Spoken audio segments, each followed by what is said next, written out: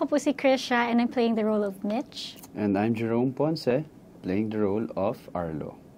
At Sama-sama sama-sama tayong kilabutan sa short horror stories nyo. Tara, takutan na. Ito'y kwento galing kay @BardaGirlies. Way back when I was 8 to 9, medyo sa bukid pa kami nakatira noon. Then, wala kaming kapitbahay. Tas puro puno lang ng mangga.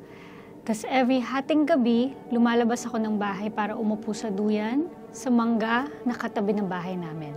Fairness sa'yo, very konyo. Every hating gabi. Love it. Let's go, Barda Girlies. Hindi ko alam na may kinakausap ako that time, na isang beses lang akong nahuli ni Daddy, may kausap daw akong kapre. Kaya ako lumalabas ng hating gabi. Hindi din ako natatakot na lumabas noon kahit walang kailaw-ilaw kasi alam ko may kasama ako. Pero di ko alam na kapre siya sa puno ng mangga. Uy. Tapos after noon, lagi na lang akong may kaaway sa gabi.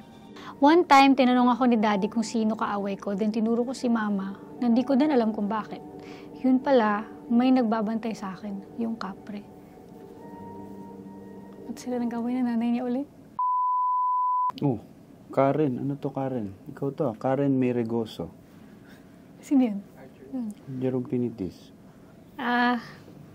May scary ano ka pala, Karen. Okay. One time, nasa biyahe kami ng mga classmate ko ng halos madaling araw na papuntang Norzagaray, Bulacan. Tapos, habang paakyat kami doon, papunta kami sa bahay ng classmate namin, sobrang fog ng daan. As in, walang makita yung driver namin. Kaya ang ginawa niya, sobrang bagal ang takbo namin. At halos nasa gitna na kami ng daan. Kasi yung linya na lang ng daanan ang nakikita namin. Tapos may nadaanan kaming burol. Pero walang tao. Kaya nagtaka kami bakit walang katao-tao. Tapos sobrang kabado na namin kasi nakakatakot talaga yung daan dahil layo-layo ang mga bahay. Tapos yung feeling na parang ang daming nakatingin sa'yo sa paligid na sobrang dilim. Then pagdating namin dun sa bahay ng classmate namin, ikinuwento namin sa parents niya yung nangyari sa amin at sinabi na may nadaanan kami burol. Nagtaka sila kasi wala naman silang nabalitaan na may nakaburol dun sa area na yun. Kaya kinalabutan kaming lahat. Ang sabi namin, baka na-engkanto kami.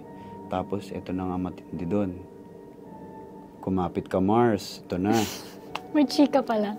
Nung umaga, na pauwi na kami, wala na yung nakaburol doon. So, ano pala yung nakita naming lahat? Guni-guni lang. So, ayun, nabasa na namin yung mga nakakatakot na stories nyo. Thank you for sharing. And don't forget to stream Sam Break exclusively on Viva One. Kaya subscribe na for weekly source of takot at kilig. Sa Viva One, bida ka dito.